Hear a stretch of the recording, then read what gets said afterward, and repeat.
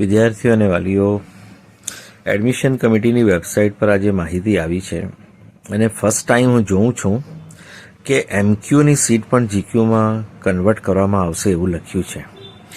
Generally SC, ST, SCBC, EWS second રાઉન્ડમાં જો આમાંથી કોઈ ના હોય તો સેકન્ડ રાઉન્ડથી એ જનરલમાં કન્વર્ટ કરીને આપવામાં આવે છે જો કેટેગરીના સ્ટુડન્ટ ના હોય તો.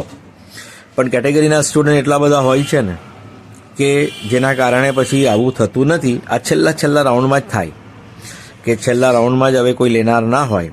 આયુર્વેદ હોમિયોપેથમાં થાય તો એ એસસી એસટીની સીટ જે છે એ ઓપનમાં કન્વર્ટ થઈ જાય. બાકી ઈડબ્લ્યુએસમાં પણ લેનાર હોય, પણ અમુકમાં ઈડબ્લ્યુએસ પણ ઓપનમાં લઈ લેતા હોય તો ઈડબ્લ્યુએસમાં પણ એવું થાય છે કે કોઈ લેનાર ના હોય તો પછી ઓપનમાં કન્વર્ટ કરી દેવામાં આવે છે. પણ એમબીબીએસમાં મેં આવું આજ સુધી જોયું નથી. આ પાછલા 4-5 વર્ષની વાત કરું તો આયુર્વેદ હોમિયોપેથમાં એવું થાય છે અને ડેન્ટલમાં થાય છે. આ ફર્સ્ટ ટાઈમ હું એમબીબીએસમાં જોઈ રહ્યો છું કે એમક્યુની સીટ પણ જીક્યુમાં ફેરવવામાં આવશે. આ થોડુંક રિયલમાં આવું હશે તો પછી ઘણો જ ફાયદો થશે. અને એક સીટ બીજી આવી છે એટલે એમ કે શાહમાં 2 સીટ આવી, એક સીટ આવી છે મેનેજમેન્ટ કોટામાં અને એક સીટ પારોલનું આવી છે. એટલે એડમિશન કમિટીએ પોતાના રૂલ્સના અગેન્સ્ટ જઈને 2 સ્ટુડન્ટનું એડમિશન કેન્સલ કરી આપ્યું છે. મેનેજમેન્ટ કોટાની ફી ભરાઈ નહીં હશે કે એમને પ્રોબ્લેમ હશે, એડમિશન કમિટીને રિક્વેસ્ટ કરી હશે તો એડમિશન કમિટીએ 2 સ્ટુડન્ટની સીટ કેન્સલ કરી આપી છે.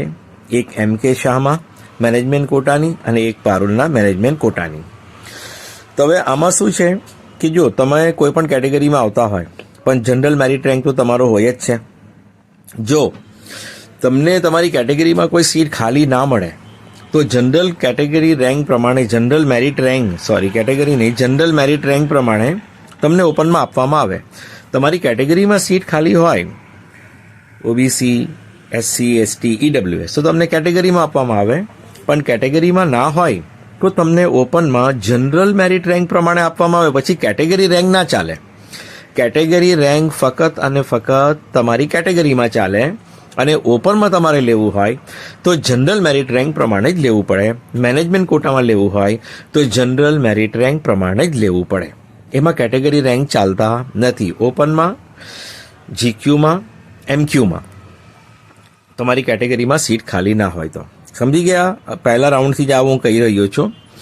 બીજી વાત આમાં શું કહે છે એડમિશન કમિટી કે જે પણ કેટેગરીની સીટો ખાલી પડે તો બીજા રાઉન્ડથી એને ઓપનમાં કન્વર્ટ કરીને વિદ્યાર્થીઓને આપવામાં આવશે.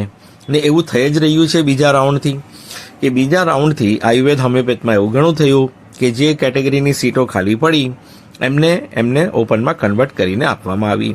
ડેન્ટલમાં પણ થયું કે જે સીટો ખાલી પડી એને ઓપનમાં કન્વર્ટ કરી દીધી, કોઈ લેવા નહીં હતું એના માટે. તો આ રીતે હમણાં ફરી કહે છે કે તમારી કોઈ પણ કેટેગરીની સીટ ખાલી હોય. જો એમબીબીએસમાં તો ફક્ત પારુલમાં છે એસટીની એક સીટ, એ તો કોઈને કોઈ લેવાવાળો હશે. પણ ડેન્ટલમાં છે અમુક સીટો, તો ડેન્ટલની માની લો કોઈ સીટ કેટેગરીની ખાલી પડશે તો એને ઓપનમાં કન્વર્ટ કરીને આપવામાં આવશે. પણ જે નવી વાત મારા માટે એ છે કે મેનેજમેન્ટ કોટાની સીટ પણ જીક્યુમાં કન્વર્ટ કરીને આપવામાં આવશે. તો આવું જો થતું હોય એમબીબીએસમાં તો ઘણું સરસ. તમારા 20-25 લાખની જગ્યા તમારા 10 લાખ 11 લાખમાં તમને સીટ મળી જતી હોય. હા, જીક્યુની ફીસમાં તમને મળી જતી હોય તો વેલ એન્ડ ગુડ. ડેન્ટલની નડિયાદની છે એ તમને મેનેજમેન્ટ કોટામાં છે, જીક્યુમાં નથી, તમે જીક્યુમાં મળી જતી હોય તો વેલ એન્ડ ગુડ. તો એના માટે શું કરવું જોઈએ? મને એવી સમજણ પડે છે કે જેટલી પણ આ સીટો ખાલી છે એમાં ભલે મેનેજમેન્ટ કોટા તમને દેખાતા હોય, તમારે મેનેજમેન્ટ કોટા નહીં લેવા હોય તો તમે આ કોલેજોના જીક્યુ ભરો. ભલે જીક્યુમાં ખાલી ના હોય પણ તમે જીક્યુ ભરો. જો તમારે મેનેજમેન્ટ કોટા નહીં લેવું હોય તો તમારી પાસે પૈસાની સગવડ ના હોય તો, ને તમે મેનેજમેન્ટ કોટા લેવા ઈચ્છતા જ હોય તો તમે મેનેજમેન્ટ કોટા ચોઇસમાં મૂકી જ શકો છો.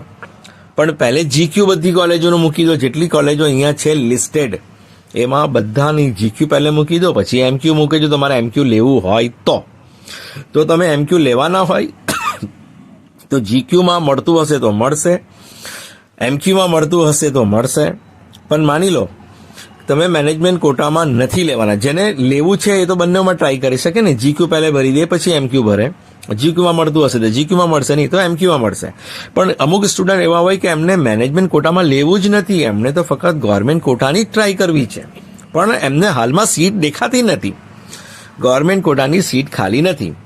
માની લો આપણે હમણાં નડિયાદની વાત કરીએ કે નડિયાદના મેનેજમેન્ટ કોટામાં સીટો ખાલી છે ડેન્ટલમાં.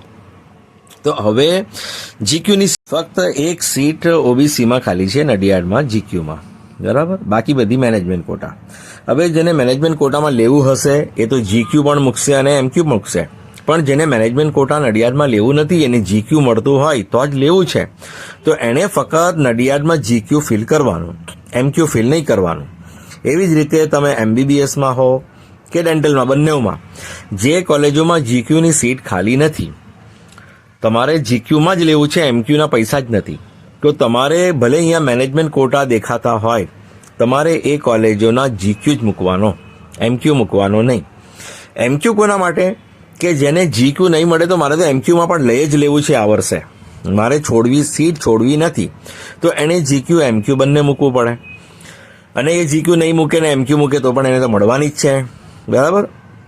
કે મેનેજમેન્ટ કોટાની સીટ વધારે ખાલી છે, જીક્યુની ઓછી છે, એનો રેન્ક ઉપર હોય તો જ જીક્યુ મળશે, બાકી તો એને એમક્યુ જ મળશે.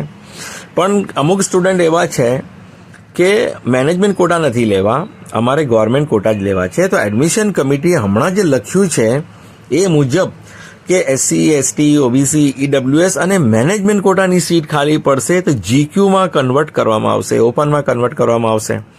આ ફાયદાકારક વસ્તુ છે. ફરી સાંભળો, જેમને જીક્યુ એમક્યુ બંને લેવું હોય એ બંને ચોઈસ કરશે, પણ જેને ફક્ત જીક્યુ લેવું છે, એમક્યુ નથી લેવું, તો એ ફક્ત જીક્યુની જ ચોઈસ કરશે, ભલે અહીંયા એમક્યુની સીટ દેખાતી હોય અને જીક્યુની ખાલી ના હોય. તમે જીક્યુની કરશો તો એડમિશન કમિટીના કહ્યા મુજબ જો સ્ટુડન્ટ કોઈ લેવાવાળો ના હોય, મેનેજમેન્ટ કોટામાં સીટ ખાલી પડતી હોય, તો જીક્યુમાં કન્વર્ટ કરીને તમને મળી શકે છે. એટલે નડિયાદનું એક્ઝામ્પલ આપ્યું તેનાથી તમને ખ્યાલ આવી જાય કે તમને એ મળી શકે.